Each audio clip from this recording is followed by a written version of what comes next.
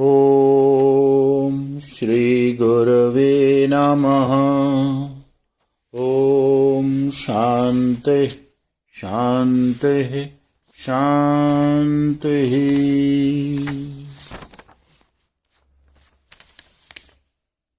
शंकरं शंकराचार्यं केशवं बादरायणं सूत्रभाष्यकृतो वन्दे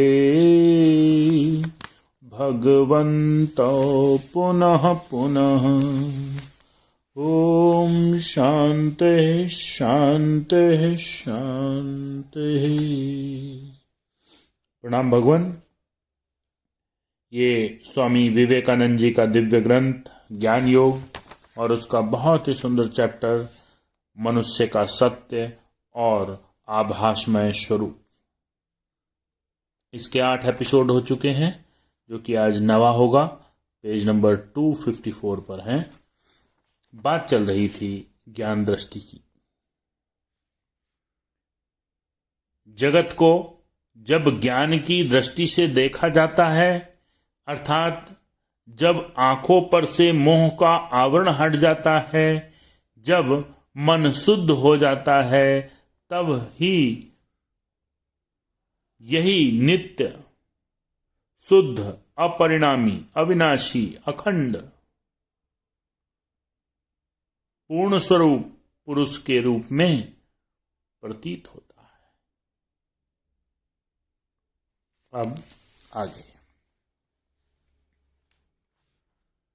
स्वामी जी लिखते हैं, तब फिर द्वैतवादियों के परलोकवाद का मनुष्य मरने के बाद स्वर्ग जाता है अथवा अमुक लोक में जाता है और बुरा आदमी भूत हो जाता है, उसके बाद पशु होता है आदि बातों का क्या होता है? क्वेश्चन।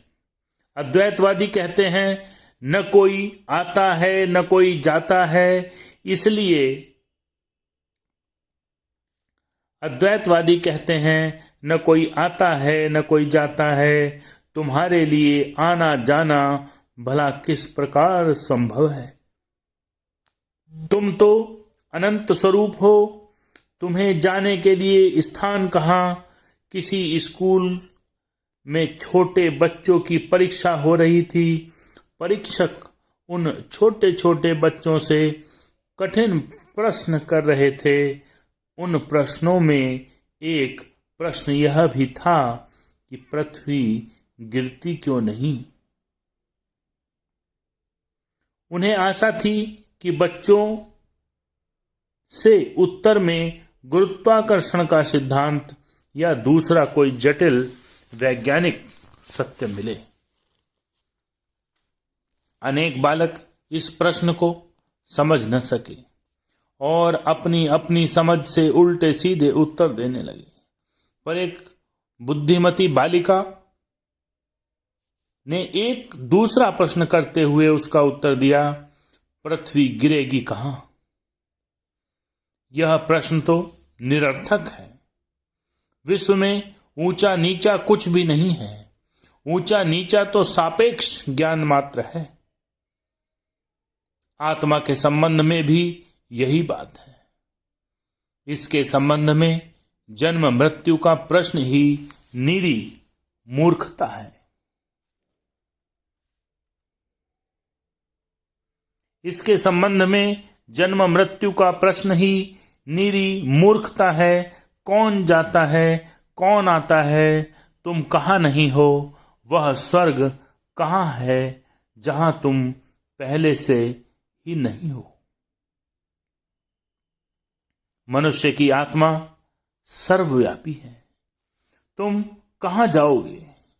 कहां नहीं जाओगे? आत्मा तो सब जगह है। अतएव यह जन्म मृत्यु स्वर्ग नरक आदि रूप बच्चों जैसा स्वप्न, बच्चों जैसा भ्रम, सब कुछ पूर्ण जीवन मुक्त व्यक्ति के लिए एकदम गायब हो जाता है।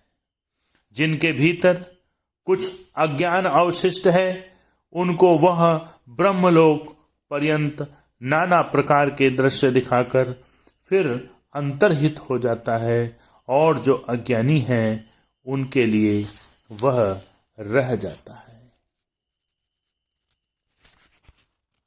स्वयं जाएंगे, मरेंगे, पैदा होंगे, इन सब बातों का सारा संसार विश्वास क्यों करता है? मैं एक पुस्तक पढ़ रहा हूं, उसके पृष्ठ पर पृष्ठ पढ़े जा रहा हूं और उन्हें उलटते जा रहा हूं, और एक पृष्ठ आया, वह भी उलट दिया गया। परिवर्तन किस में हो रहा है? कौन आ जा रहा है? मैं नहीं, इस पुस्तक के पन्ने ही उल्टे जा रहे हैं। सारी प्रकृति आत्मा के सम्मुख रखी एक पुस्तक के समान है। उसका एक के बाद एक अध्याय पढ़ा जा रहा है और फिर एक नया दृश्य सामने आता है।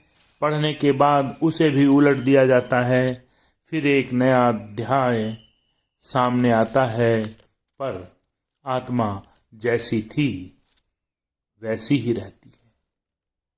वही अनंत स्वरूप परिणाम प्रकृति का हो रहा है, आत्मा का नहीं।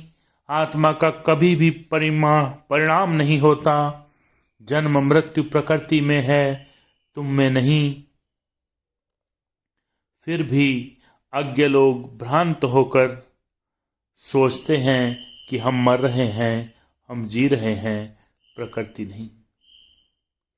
यह बात ठीक वैसी ही है जैसे हम भ्रांति व समझते हैं कि सूर्य चल रहा है, पृथ्वी नहीं। अतः यह समस्त भ्रांति है। जैसे रेलगाड़ी के बदले हम खेत आदि को चलायमान मानते हैं। जन्म और मृत्यु की यह भ्रांति भी ठीक वैसी ही है। जब मनुष्य किसी विशेष भाव में रहता है, तब वह इस सत्ता को पृथ्वी, सूर्य, चंद्र, तारा आदि के रूप में देखता है। और जो लोग इस मनोभाव से युक्त हैं, वे भी ठीक ऐसा ही देखते हैं। मेरे तुम्हारे बीच अस्तित्व के विभिन्न स्तरों पर लाखों जीव हो सकते हैं। वे हमें कभी न देख पाएंगे और हम भी उन्हें कभी नहीं। हम केवल अपने ही प्रकार के चित्त वृत्ति संपन्न और अपने ही स्तर के प्राणियों को देख सकते हैं। जिन वाद्य यंत्रों में एक ही प्रकार का कंपन है, उनमें से एक के बजने पर से सभी बज उठेंगे। मान लो हम अभी जिस कंपन से युक्त हैं, उसे हम मानव कंपन नाम दे देते हैं। यदि यह कंपन बदल जाए तो फिर मनुष्य दिखाई नहीं देंगे। संपूर्ण मानव जगत अदृश्य हो जाएगा और उसके बदले अन्य दृश्य हमारे सामने आ जाएगा। हो सकता है देव जगत, देवता आदि आ जाएं, अथवा दुष्ट मनुष्यों के लिए दानव और दानव जगत आ जाए, पर ये सब एक ही जगत के विभिन्न दृष्टिकोण हैं। यह जगत मानव दृष्टि से पृथ्वी, सूर्य, चंद्र, तारा आदि रूपों में दिखता है। फिर यही दानवों की दृष्टि से देखने पर नरक या दंडालय के रूप में प्रतीत होता है। जो स्वर्ग जाना चाहते हैं, वे इसी जगत को स्वर्ग के रूप में देखते हैं। बहुत बढ़िया। जो स्वर्ग जाना चाहते हैं, वे इसी जगत को स्वर्ग के रूप में देखते हैं। जो व्यक्ति आजीवन यह सोचता रहा है कि मैं स्वर्ग में सिंहासन पर बैठे हुए ईश्वर के निकट जाकर सारा जीवन उसकी उपासना करूंगा, वह मृत्यु के बाद उसी मनोभाव के अनुरूप देखेगा। यह जगत ही उसके लिए एक वृहत स्वर्ग में परिणत हो जाएगा। वह देखेगा कि नाना प्रकार की अप्सराएं, किन्नर आदि उड़ते फिर रहे हैं और देवतागण सिंहासनों पर बैठे हैं, स्वर्ग आदि सब कुछ मनुष्य के घड़े हुए हैं। अतएव अद्वैतवादी कहते हैं द्वैतवादियों की बात सत्य है तो है, पर यह सब उनका अपना ही बनाया हुआ है। बहुत बढ़िया। ओम शांति शांति।